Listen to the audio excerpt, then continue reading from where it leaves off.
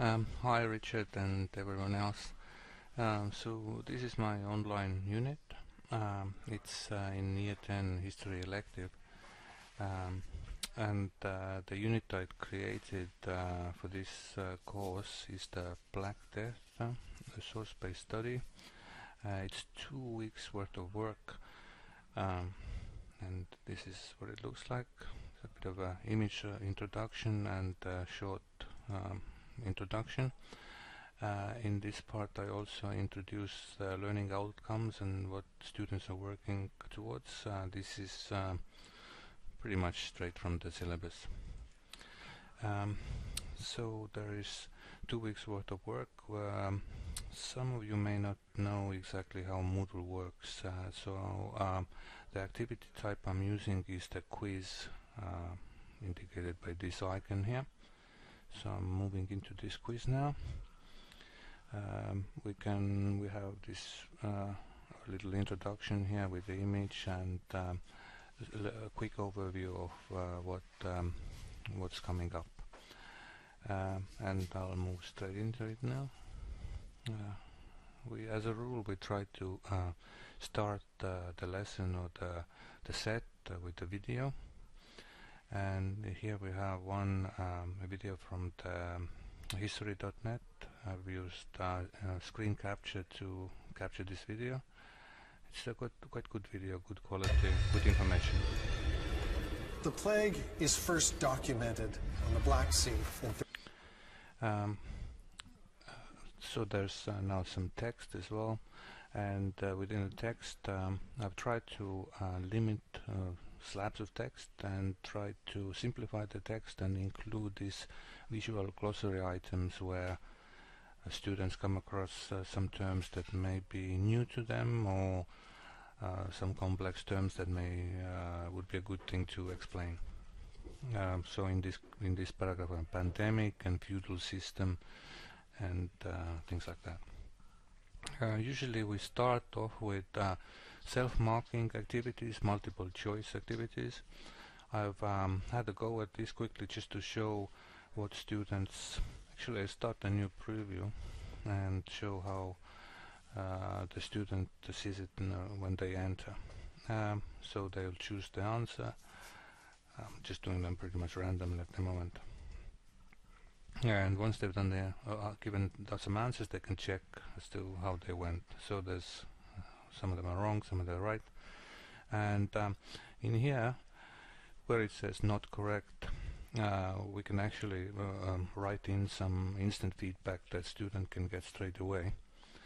I haven't done that yet because it's a fairly new course, and usually I do this as the first students start coming through this course, just to see where they go wrong and what mistakes they make, so as to react to some of the mistakes. Also, if you look in here, we have marks allocated for each activity. At the moment, I've just noticed that these are all set at 1, but this can be changed because we can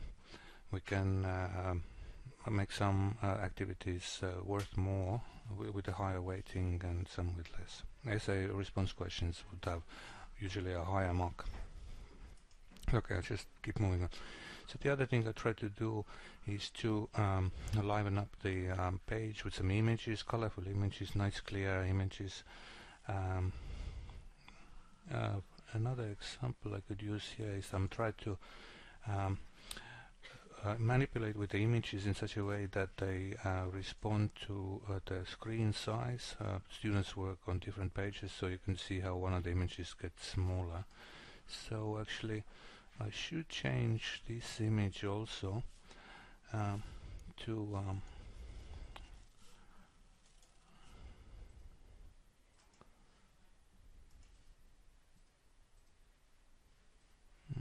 okay, I'll work this out later.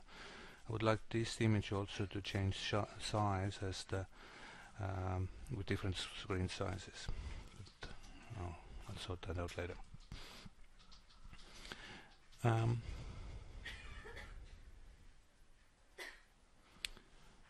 Okay, moving on.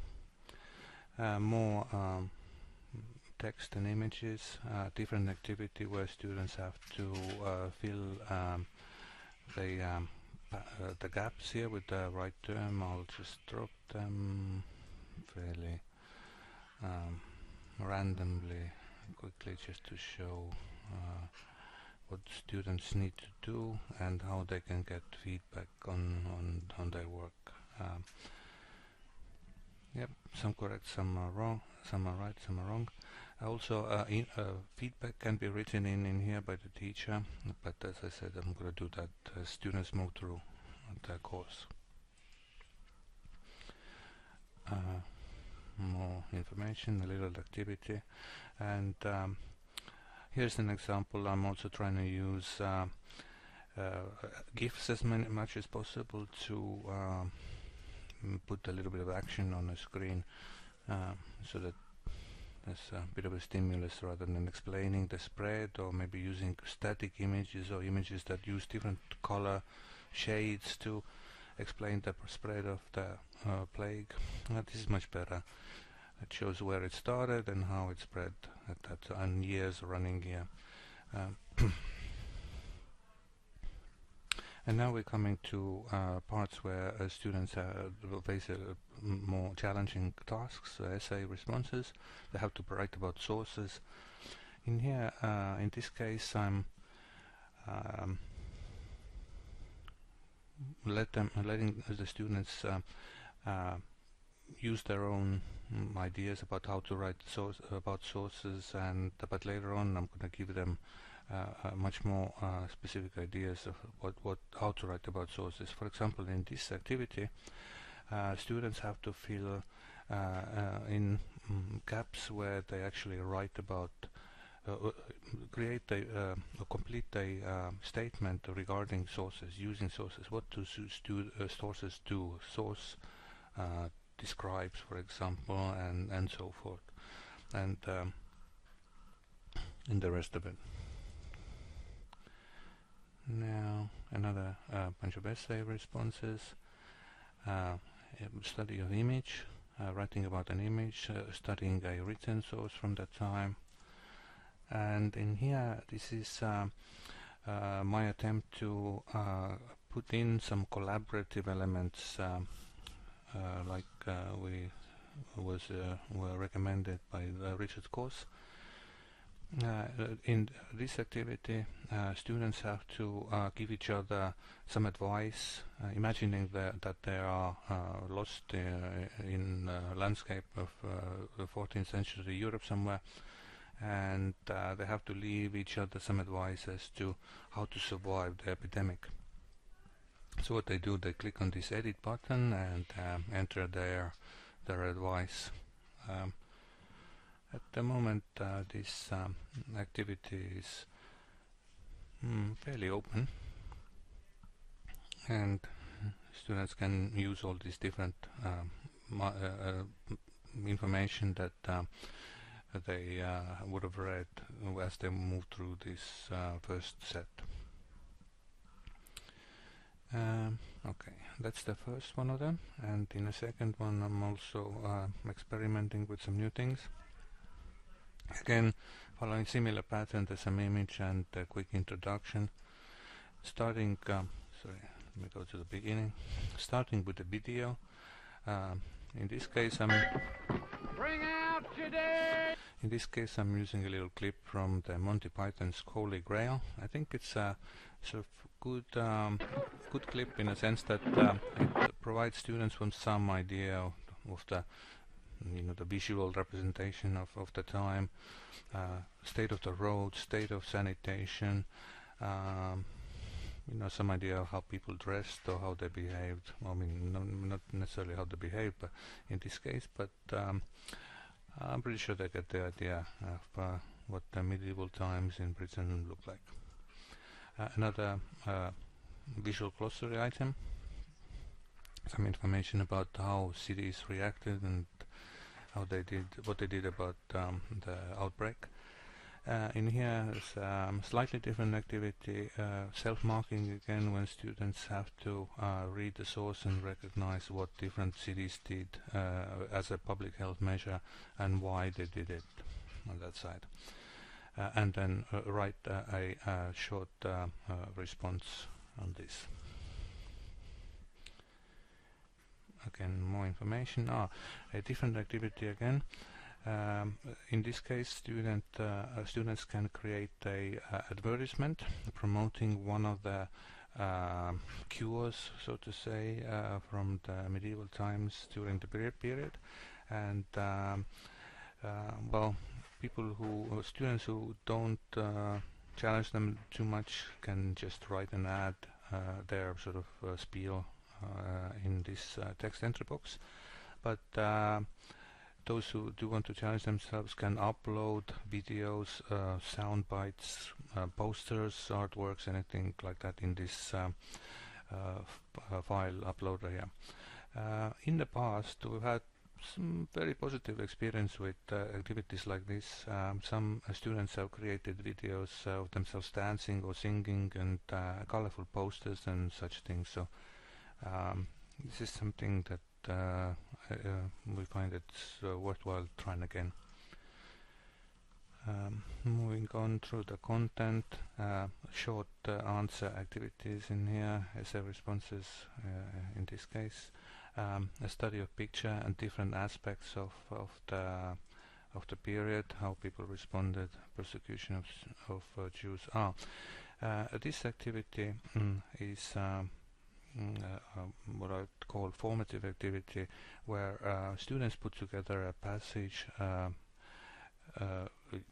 using language that they should use, so we encourage them to use when they are answering a question and supporting their answer with the direct references to information in sources. So they would here have choices of source 1, both sources or source 1, and then what sources do, they explain, suggest, or tell us. These options are all correct in this case, because that's generally what sources do, but correct answer is one of those in there. And there are other choices there that are partially correct. For some responses, student gets 50%. Some options are more detailed than others, so the more detailed answer will receive a higher mark, and so forth. Again, information and short answer responses. And in the end of this unit, students watch two documentaries. They are both fairly good material from BBC, so the content is quite high quality, and they write a little longer response at the end of this this unit of study as well. They write about changes in Europe.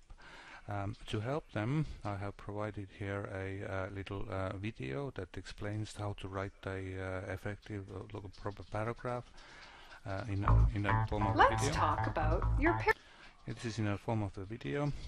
It is an American video. In the future, we will try to make our own videos with our own teachers talking, but for now, this video is quite effective, and it's a quite good, snappy, energetic video. It's quick to the point. 2 minutes, 2 minutes 40 seconds tells them what they need to know about writing a paragraph. This is more about reinforcement and to remind students what they need to do writing a paragraph. Okay, so this is from the student's perspective, and next I want to show you what the marking process looks like. So I'm going to go to the first one. I think I did. Oh, sorry. This is from the student's perspective. Once this teacher has graded their work, they can come to this quiz and click on review to see teachers' comments on essay responses, those responses that are not automatically graded. Sorry, let me just go to the marking process now. We'll click on, a teacher clicks on the quiz, and here there's a list of attempts made on this quiz. At the moment I have just quickly done one, just to show what it looks like. At the moment we only have one student, but in regular, normally in groups we have maybe, let's say, 10, 11 students, and all of those would be listed in here under ACE. To mark the work, this shows what needs to be marked by the teacher. To mark the work, we'll click on either review attempt or go directly to the activity. I'll just go quickly directly there at the moment. So in here we have student response, and this is what the student gets: a teacher pre-prepared feedback note from a teacher that student will get once they have finished and submitted their attempt. Now this is very generic comment in here. Teacher can now write a comment specifically on this student's answer and give it the mark out of 5 in this case.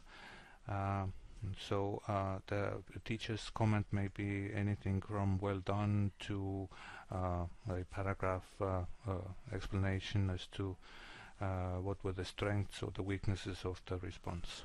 I think I've covered everything now.